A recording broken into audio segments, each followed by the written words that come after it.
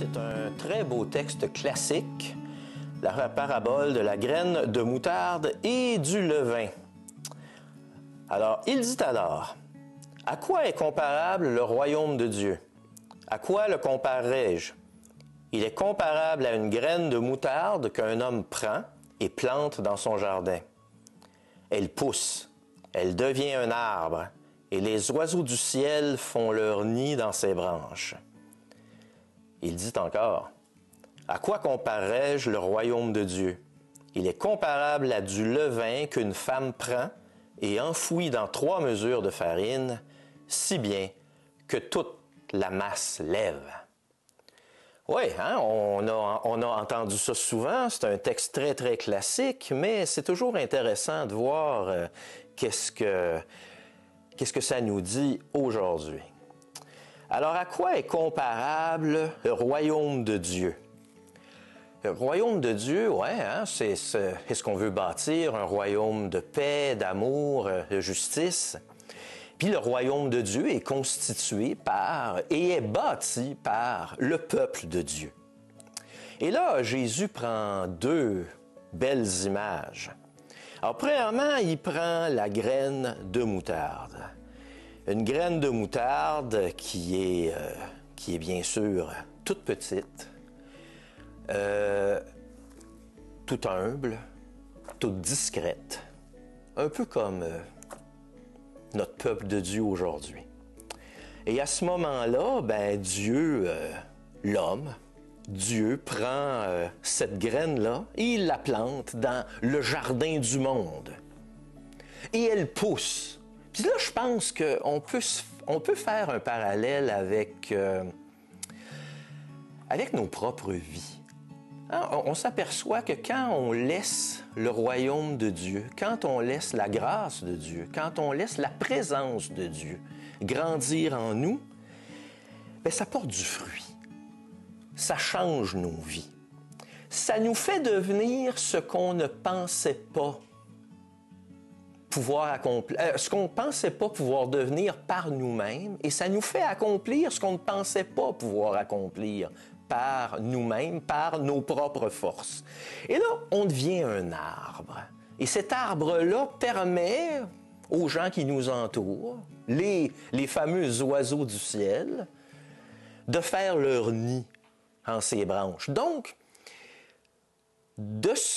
ces oiseaux-là, à un moment donné, ça leur permet de se développer humainement et spirituellement. Ils sont nourris, ils peuvent eux-mêmes porter du fruit à leur tour. Ensuite, Jésus prend l'exemple du levain. Et encore là, hein, justement, la croissance. La femme prend beaucoup de farine, hein? Puis c'est un peu toujours comme ça avec Jésus, avec Dieu. C'est qu'il nous fait... c'est qu'il sème avec abondance. Hein? Il prend 3 mesures de farine, il met le levain dedans, sa parole, notre présence lorsqu'on se laisse inspirer par cette parole-là, et toute la masse de ce qui nous entoure lève. Il y a une croissance et pour la graine de moutarde et pour le levain, une croissance qu'on ne peut pas arrêter. Et en même temps, cette croissance-là, elle a une puissance de transformation. Elle nous permet de nous dépasser et puis d'être vraiment témoins, d'être une nouvelle incarnation du Verbe, je dirais.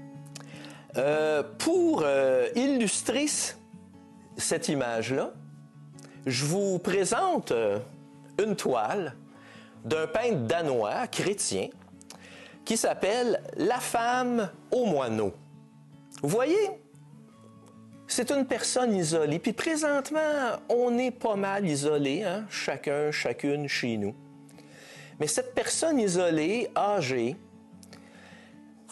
qui a également une canne, bien, ça ne l'empêche pas de sortir, puis d'aller nourrir les petits oiseaux qui sont dans son quartier. Je pense que cette image-là peut être bien, bien inspirante dans le sens que on peut sortir de nous-mêmes.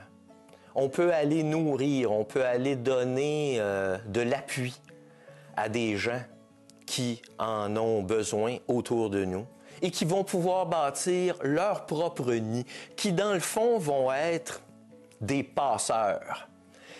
On peut lancer un mouvement et ensuite, ce qu'on a semé chez les autres, ça va pouvoir se répandre et justement, c'est par équipe.